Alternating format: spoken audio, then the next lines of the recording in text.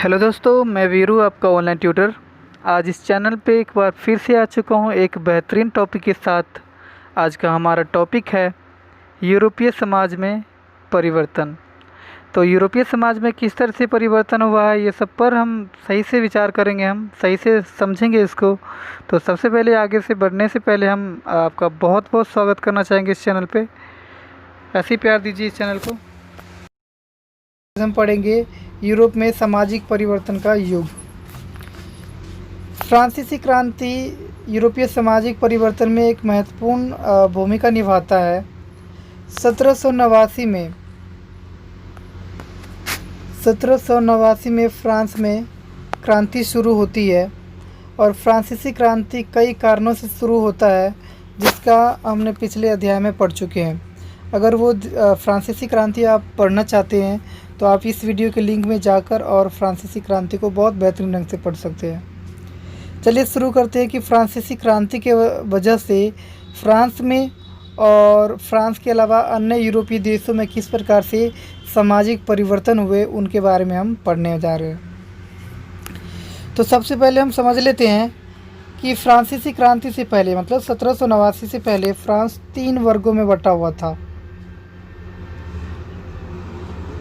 प्रथम स्टेट, द्वितीय स्टेट और तृतीय स्टेट। जैसे प्रथम वर्ग, द्वितीय वर्ग और तीसरे वर्ग। प्रथम वर्ग में पादरी वर्ग अर्थात चर्च आता था। दूसरे वर्ग में अमीर वर्ग अर्थात अभिजात वर्ग आते थे। और तीसरे वर्ग की अगर बात करें तो तीसरे वर्ग में सामान्य वर्ग आते थे, जैसे कि बड़े व्यापारी, छोटे व्यापारी, किसान, काश्तकार, मजदूर, शिल्पकार, अदालती कर्मचारी, सरकारी कर्मचारी इत्यादि। ये सब तीसरे वर्ग में आते थे। ऊपर के जो 2 वर्ग हैं इनको विशेष अधिकार प्राप्त था और इन्हें किसी भी प्रकार से टैक्स नहीं देना पड़ता था देश के अंदर, बल्कि इनको अधिकार था टैक्स वसूल सके। पादरी है वो धर्म कर वसूलता था, वो अभिजात वर्ग थे वो सामंती कर वसूलते थे। तो इस तरह से इनको विशेष अधिकार प्राप्त था और तीसरे वर्ग को कोई अधिकार प्राप्त नहीं था, जिससे तीसरे वर्गों की स्थिति काफ़ी खराब हो चुका था। और इसी वजह से धीरे धीरे तीसरे वर्गों में जागरूकता उत्पन्न होता है वहाँ के शासन से, और उन्हें समझ में आता है कि सामाजिक परिवर्तन होना चाहिए। समाज में एक ऐसा शासन होना चाहिए जहाँ जनता के द्वारा चुना गया शासन हो, सरकार हो, जो लोगों के अधिकारों की रक्षा करे, उसके अधिकारों का हनन न करे। तो इस तरह से लोगों के अंदर ये जागरूकता आने लगती है और धीरे धीरे फ्रांसीसी क्रांति के लिए लोगों में अवेयरनेस, जागरूकता बढ़ता है। और इसलिए 1789 में फ्रांसीसी क्रांति शुरू होता है। फ्रांसीसी क्रांति के बाद वहाँ की राजशाही समाप्त हो जाता है। लुई 16 का जो शासन था वो समाप्त हो जाता है और वहाँ एक लोकतांत्रिक सरकार का गठन होता है और वहाँ पे देश में विभिन्न लोगों को विभिन्न प्रकार के अधिकार प्रदान किया जाता है। हालांकि ये है कि शुरू में गरीब वर्ग, महिला वर्गों को कई प्रकार के अधिकारों से वंचित रखा गया था, लेकिन धीरे धीरे यूरोपीय समाज में कई ऐसे समूह का उदय हुआ, कई ऐसे गुटों का उदय हुआ जो समाज में परिवर्तन करने के लिए आवाज़ उठाना चाह रहे थे। और उनमें से जो समूह थे, सबसे इम्पोर्टेंट समूह, एक उदारवादी समूह था। पहला उदारवादी समूह, दूसरा परिवर्तनवादी या कह लो रेडिकल, और तीसरा रूढ़िवादी। तो सबसे पहले हम उदारवादी पढ़ेंगे, फिर रेडिकल पढ़ेंगे और फिर रूढ़िवादी पढ़ेंगे। ये 3 विचारधाराओं वाला समूह उदय होता है और ये तीनों विचारधारा के जो समूह थे वो अपने अपने विचार प्रकट करते हैं कि यूरोपीय समाज में क्या परिवर्तन आना चाहिए। तो सबसे पहले हम उदारवादी के बारे में पढ़ेंगे कि उदारवादी जो समूह के लोग थे वो क्या चाहते थे, समाज में क्या परिवर्तन चाहते थे। तो यूरोपीय समाज में उदारवादी चाहते थे कि एक ऐसा राष्ट्र का निर्माण हो जहाँ सभी धर्मों को समान जगह मिले। दरअसल यूरोपीय समाज में सभी धर्मों को समान स्थान नहीं था।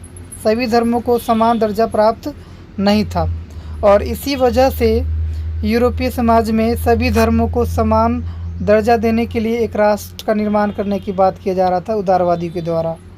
एग्जाम्पल की अगर बात करें तो ब्रिटेन की बात करें तो ब्रिटेन है वो ब्रिटेन की सरकार चर्च ऑफ इंग्लैंड का समर्थन करता था और ऑस्ट्रिया और स्पेन के जो सरकार थी वो कैथोलिक चर्च के समर्थक थे और जो वहाँ पे अन्य धर्म के जो लोग थे यूरोप में, यहूदी हो गए, डच हो गए और भी कई प्रकार के धर्म के लोग जो थे उनका समर्थन नहीं करते थे। तो इसीलिए उदारवादी का पहला तर्क यही था, पहला परिवर्तन की मांग यही कह रहे थे कि समाज में एक ऐसा राष्ट्र हो जो सभी धर्मों को समान महत्व दे और प्रतिष्ठा प्रदान करे। उदारवादी समूह और क्या चाहता था, तो वो वंश आधारित शासकों की अनियंत्रित सत्ता का विरोधी थे। तो उदारवादी ये नहीं चाहते थे कि समाज में कोई वंश आधारित शासन आए, वो चाहते थे कि जनता के द्वारा चुना गया शासक होना चाहिए और वो सरकार का गठन करना चाहिए करे। तो इस तरह की सरकार की मांग कर रहे थे। तो दूसरा बात इसने ये कह दिया। तीसरा बात उसने क्या कहा, तो तीसरा बात उसने ये कहा कि सरकारों को जनता के अधिकारों का हनन करने की शक्ति नहीं होना चाहिए, बस उनको रक्षा करने का अधिकार होना चाहिए। तो उदारवादी ने तीसरा पॉइंट ये कह दिया। और एक और चीज़ कहा उन्होंने कि जो सरकार होगा, जनता के द्वारा जो भी चुन के आएगा, वो सरकार स्वतंत्र हो और किसी भी शासक और अफसरों के प्रभाव से आज़ाद हो, मुक्त हो, ऐसी सरकार का गठन होना चाहिए।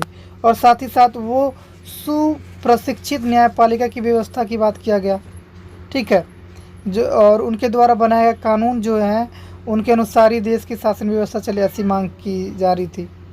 और जहाँ पे लोकतांत्रिक शासन व्यवस्था होगा, जाहिर सी बात है वहाँ पे जनता को वोट डालने का अधिकार तो दिया जाएगा। तो यहाँ पे वोट डालने का अधिकार सिर्फ अमीर वर्गों को दिया गया था और जो महिला वर्ग है या गरीब वर्ग है उनको इनसे वंचित रखा गया था।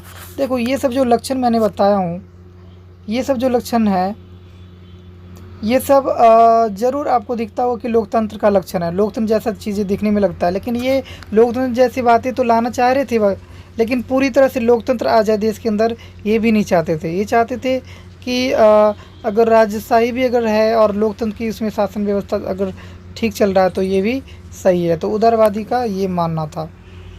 तो आई होप समझ में आ गया होगा कि उदारवादी क्या चाहते थे। अब दूसरे समूह की बात आता है। दूसरा समूह था रेडिकल समूह के लोग। अब रेडिकल के अंदर जितने भी लोगों का समूह था जो रेडिकल विचारधारा के रखते थे, रेडिकल मतलब परिवर्तनवादी जो थे, वो क्या कह रहे थे, तो वो एक ऐसी सरकार के पक्ष में थे जो देश की आबादी के बहुमत के समर्थन पर आधारित हो। ये भी वही कह रहा है कि देश की जितनी भी जनसंख्या हो ना, सभी को वोट डालने का अधिकार दिया जाए, बस वयस्क होना चाहिए। लेकिन उदारवादियों में वोट डालने का अधिकार तो दिया गया था देश की जनता को, लेकिन उसमें सिर्फ और सिर्फ अमीर वर्ग को दिया गया था। लेकिन इसमें कह रहा है कि देश के अमीर वर्ग हो या गरीब वर्ग हो या फिर महिला वर्ग हो, सभी को वोट डालने का अधिकार दिया जाए जो वयस्क है। तो रेडिकल पहली बात ये कह रहा है। दूसरा चीज़, जैसे कि उदारवादियों ने महिलाओं को अधिकार नहीं था दिया गया था वोट डालने का, तो ये महिला अधिकार की बात कर रहा है वोट डालने के लिए। तो आई होप ये समझ में आ चुका होगा। और रेडिकल की बात करें तो वो पूंजीवादी का विरोध नहीं था। जो अमीर व्यक्ति थे, उद्योगपति थे, ज़मींदार थे, ठीक है, उनका विरोधक नहीं थे, क्योंकि उनसे देश की अर्थव्यवस्था बढ़ता है। लेकिन वो ये नहीं चाहते हैं रेडिकल कि बस ये ज़मींदार और उद्योगपति जो हैं उन्हीं के हाथों में देश की अधिकांश संपत्ति इकट्ठी हो जाए। वो चाहते थे कि ये तो विकास करें ही, क्योंकि इनकी वजह से देश की भी विकास हो रहा है, लेकिन इनके ही हाथों में देश की सारी संपत्ति ना आ जाए। देश के जो विकास का जो लाभ है वो देश के गरीबों तक पहुँचे, और विशेष अधिकार जो है उनकी समाप्ति पर बल दे रहे थे ये रेडिकल। तो आई होप समझ में आ रहा होगा कि रेडिकल थे ना, वो उदारवादी का विरोधक थे।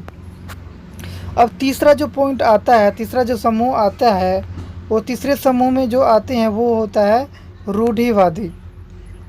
रूढ़िवादी समूह के लोग क्या सोचते थे। तो रूढ़िवादी जो लोग थे वो रेडिकल और उदारवादी दोनों के ही खिलाफ थे। ठीक है, रूढ़िवाद तो पहली बात तो चाहते ही नहीं थे कि समाज में किसी प्रकार का परिवर्तन हो। ठीक है, मतलब किस तरह के परिवर्तन, वो नहीं चाहते थे कि देश में जनता का शासन आए, वो नहीं चाहते थे कि लोग के अधिकार मिले, वो चाहते थे रास्ता ही चले, पुराना व्यवस्था जो चल रहा है वही चले।